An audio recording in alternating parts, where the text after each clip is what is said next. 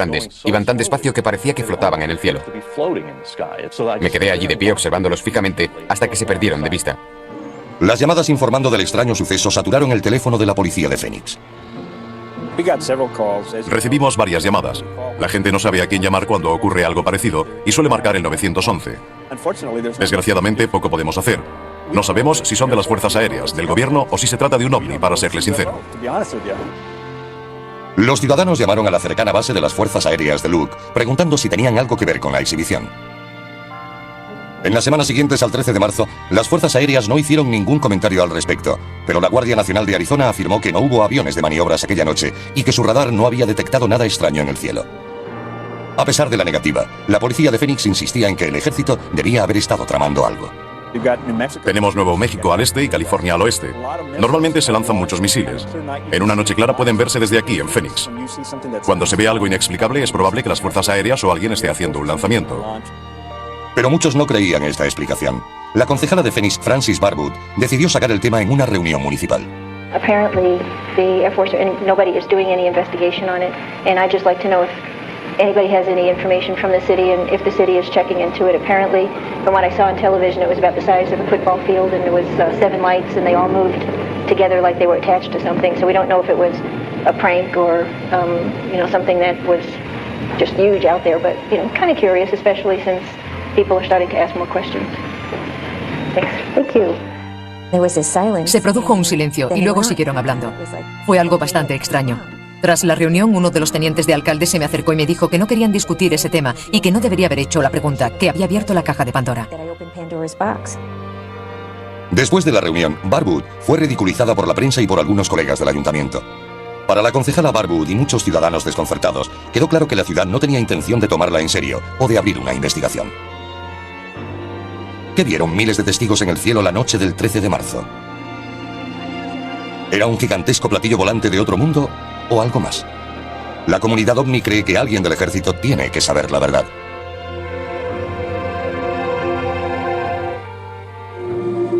El avistamiento del 13 de marzo de 1997 sobre Phoenix fue uno de los acontecimientos ovni más visto. Miles de testigos afirmaban haberlo contemplado y fue grabado, convirtiendo este avistamiento en algo único. Mientras la gente exigía explicaciones, el ejército se negaba a hacer comentarios y el ayuntamiento ignoraba las peticiones de investigación.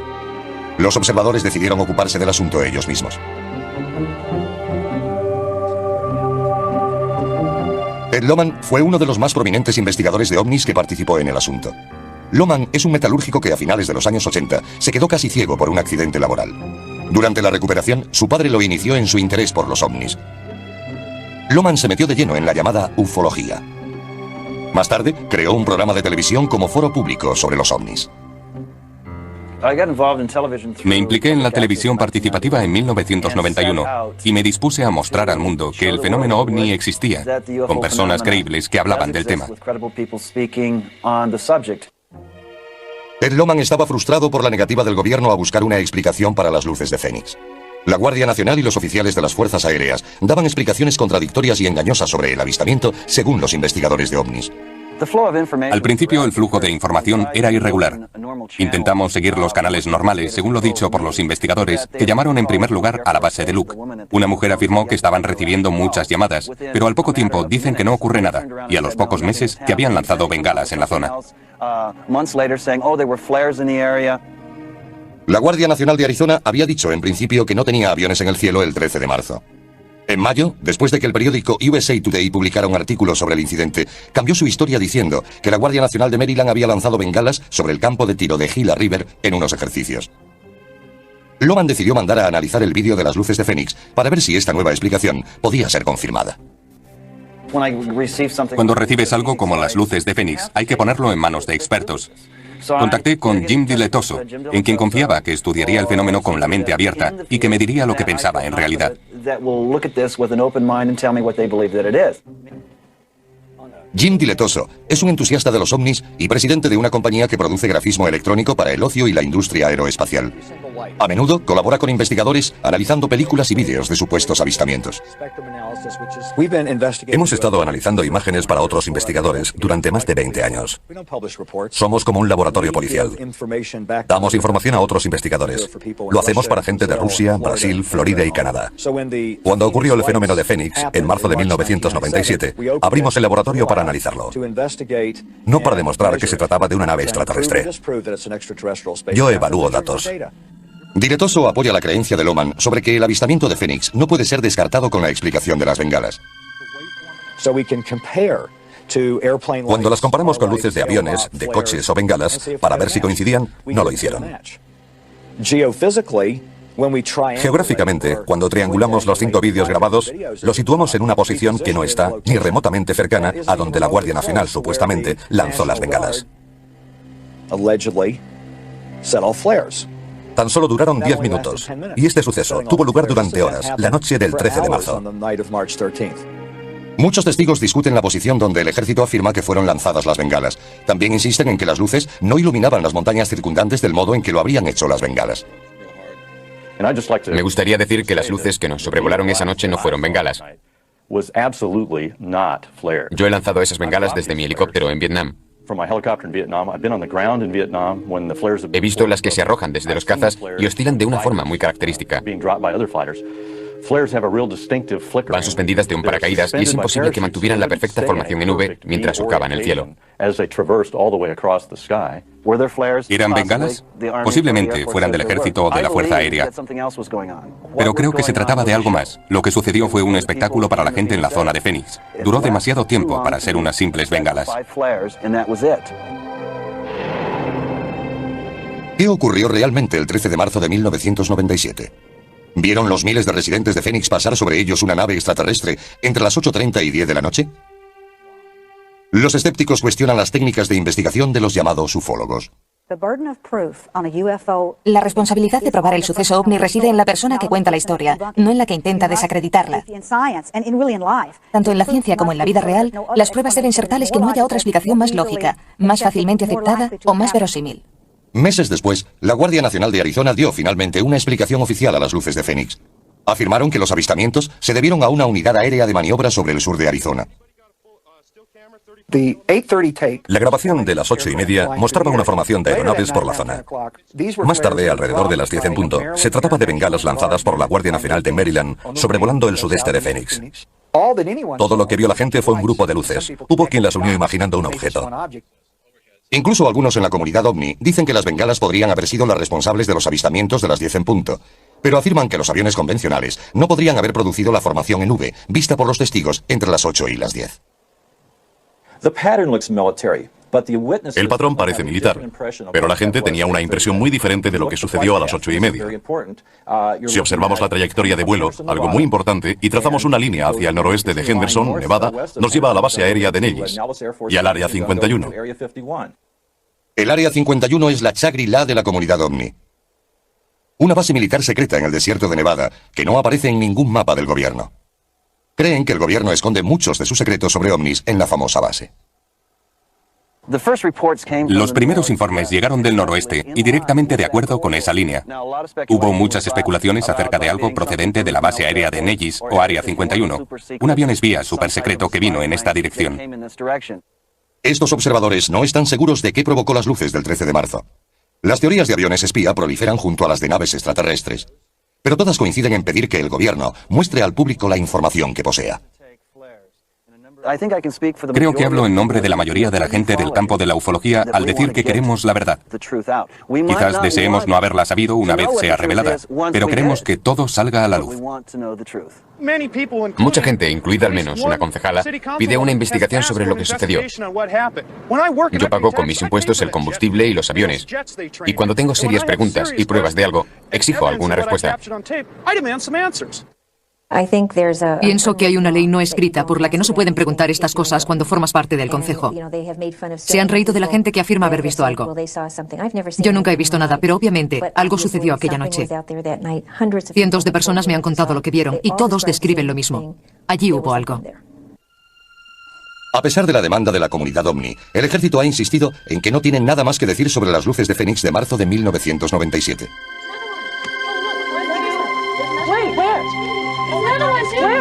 Major sighting here. Tres tejanos tienen un terrorífico encuentro con un ovni que dicen les dejó problemas médicos de por vida. Algunas personas se unen a la comunidad ovni como resultado de lo que llaman un encuentro extraterrestre. Creen que han visto a alienígenas, una nave extraterrestre o simplemente algo que no pueden explicar. Dos mujeres afirman que sus vidas fueron desastrosamente alteradas por un encuentro con un objeto no identificado, y la comunidad ovni fue el único sitio al que pudieron acudir pidiendo ayuda. Betty Cass tenía una cafetería en Dayton, un pequeño pueblo 65 kilómetros al norte de Houston.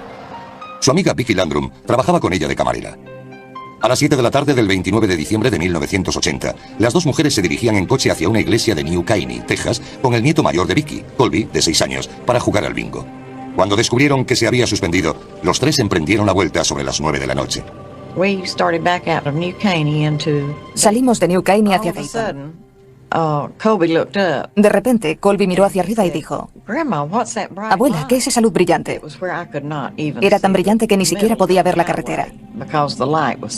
Entonces Vicky gritó para que diera la vuelta. Dijo: Betty, viene derecha hacia nosotras, para. Había estado lloviendo, así que no podíamos salir de la carretera y girar para dar la vuelta. Tuvimos que detenernos. Salí por el lado derecho sujetando a Colby. Betty se puso delante del coche y se quedó allí mirando hacia arriba. Yo le gritaba que volviera adentro porque temía que se quemase. Los tres habían encontrado por casualidad lo que parecía ser una aeronave con problemas. El vehículo lanzó un chorro de calor y fuego sobre el asfalto y los ocupantes del coche. Tenía la forma de un diamante. Quiero decir que era muy parecido, y salían llamas de la parte de abajo. Soy muy curiosa y fui a averiguar de qué se trataba. La luz era tan brillante que me cegaba. Levanté la mano y me quedé allí de pie intentando averiguar lo que era. Vicky seguía gritándome para que volviera al coche, diciendo que iba a morir abrasada. Fui a abrir la puerta y al tirar me quemé la mano. Las llamas de la nave habían calentado el exterior del vehículo. Una vez dentro, Betty encendió el aire acondicionado para tratar de enfriar el vehículo, ya que el calor era insoportable. Aterradas, vieron a la nave luchar por remontar el vuelo durante unos 10 minutos. Cuando finalmente se elevó, Betty Cass arrancó el coche, marchándose del lugar. Siguió subiendo y bajando hasta que muy lentamente comenzó a subir y se dirigió hacia Houston. A medida que nos marchábamos, comenzamos a ver helicópteros. Y no eran de los pequeños, sino de los que utilizan para lanzar a paracaidistas. Conté 23. Vicky dijo que había contado 21.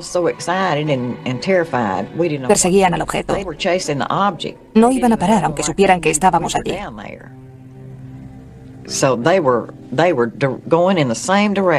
Iban en la misma dirección del objeto. Y no perderían tiempo en bajar. Betty Cass condujo a toda velocidad para huir de la nave mientras Vicky Landrum trataba de consolar a su nieto. Pero a medida que bajaban por la carretera rural, se cruzaron varias veces con la extraña caravana. Después de haber conducido durante unos 12 kilómetros, vimos un grupo de helicópteros que volaban con las luces encendidas. Eran de los grandes. Betty Cass, a pesar de las graves quemaduras de su mano, cuello, cabeza y pecho, se las arregló para conducir hasta Dayton. Vicky tenía quemaduras en la cara, Colby en la espalda. Deshidratados, los tres bebieron agua y contaron a sus familias y amigos lo sucedido. El hijo mayor de Betty, de 20 años, trató de convencerla para ir al hospital. Cuando las noticias locales no comentaron el suceso, ella decidió esperar. Me pidió que fuésemos esa misma noche cuando le conté lo sucedido. Pero le dije, si vamos al médico pensará que estoy loca. Tengo que irme a la cama. Pasé la noche muy enferma, vomitando.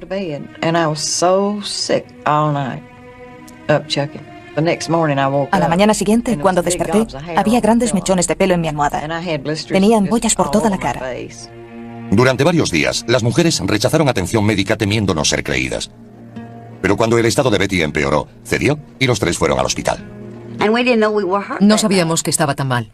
Y cuando fuimos al hospital, el niño lo contó todo.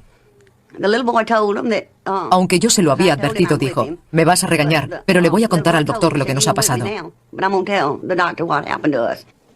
Los doctores estaban desconcertados ante la causa de las extrañas quemaduras de Colby, Vicky Landrum y la más grave de los tres, Betty Cass. Las enfermedades que sufrió 3 semanas después de la exposición fueron las típicas provocadas por la radiación. Perdió la piel y el pelo de la zona expuesta. Tenía diarrea, vómitos, todos los síntomas clásicos. No pienso que se lo inventara. No hubiera podido hacerlo, porque no lo sabía. Sufría exactamente lo que podría describirse como una exposición a la radiación de 2º o 3er grado.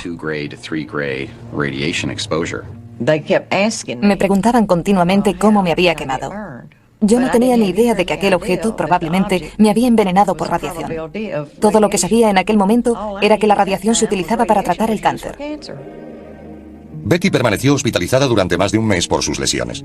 Tras recibir el alta, no pudo seguir trabajando y se vio forzada a cerrar su restaurante. Desde el principio, solo ha sufrido pérdidas. Estaba en la ruina por la enfermedad que tuvo después de estar expuesta a la radiación. Le he estado dando su medicación durante años, intentando ayudarla a superar todo esto. Más tarde apareció un cáncer de mama y hubo que practicarle la mastectomía. Además, no tenía seguro, ni las dolencias las hubiera cubierto ninguna prima a principios de los años 80.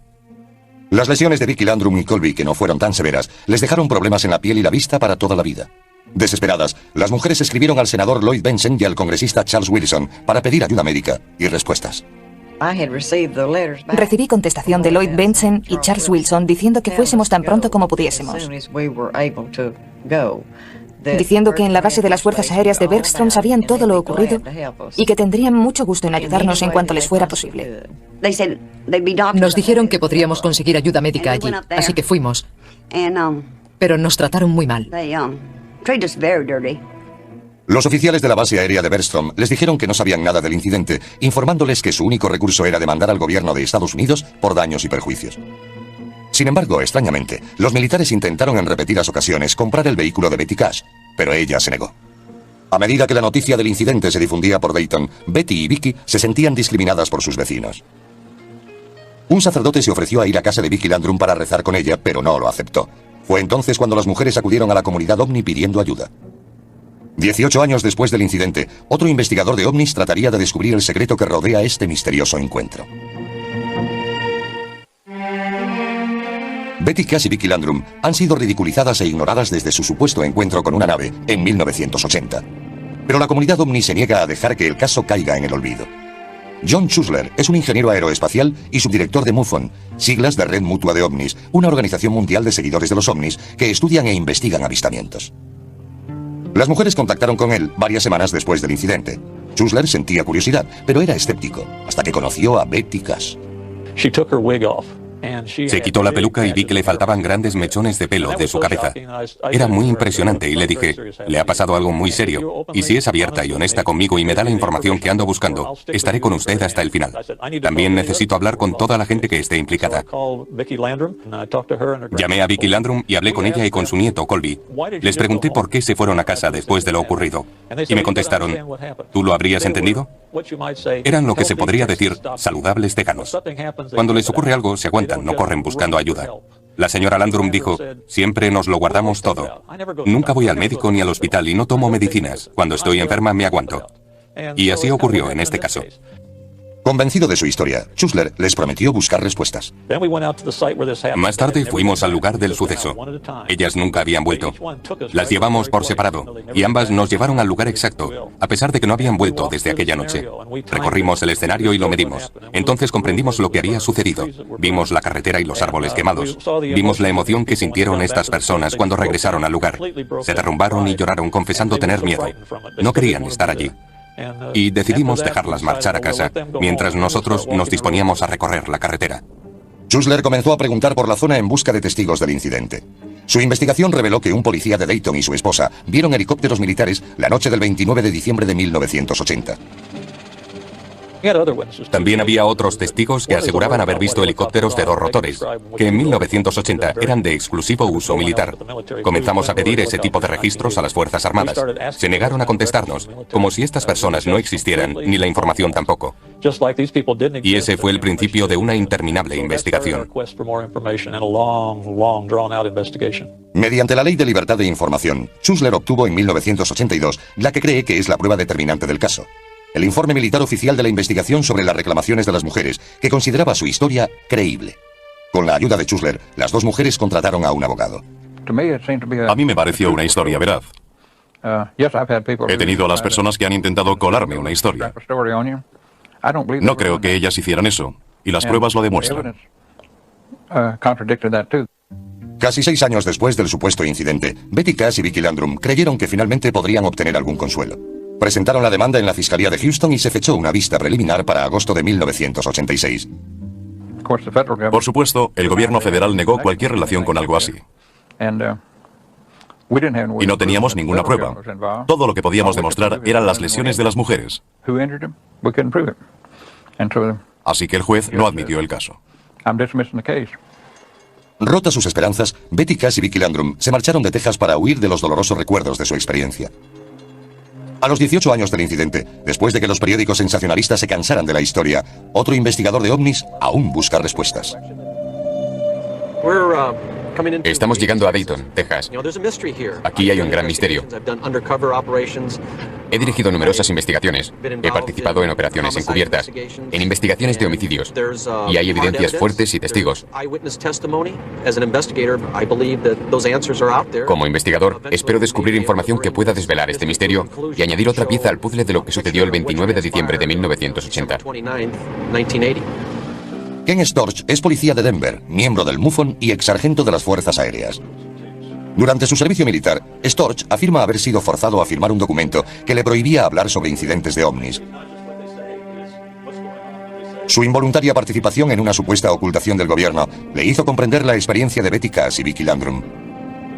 Betty Cash, Vicky Landrum y Colby pasaron esa curva y se encontraron de frente con algo desconocido. Se trataba de un objeto brillante con forma de diamante que emitía una fuente de potencia de alta intensidad, según ellas, una llama.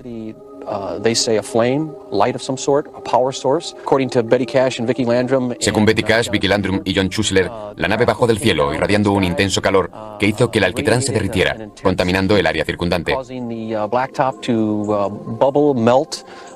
Este es un caso clásico de encuentro. Estamos en el lugar exacto en el que ocurrió. John Schuessler visitó el lugar 3 semanas después del incidente y percibió cambios en la carretera. Volvimos algunas semanas más tarde y vimos que aquel tramo de carretera había sido extraído y reemplazado. Nos pusimos en contacto con todos los servicios de obras públicas del estado, la ciudad y el condado. Todas nos dijeron que no habían reformado la carretera. Algunos testigos decían haber visto a gente trabajando, pero los camiones no llevaban identificación. 6 u 8 semanas más tarde, volvió a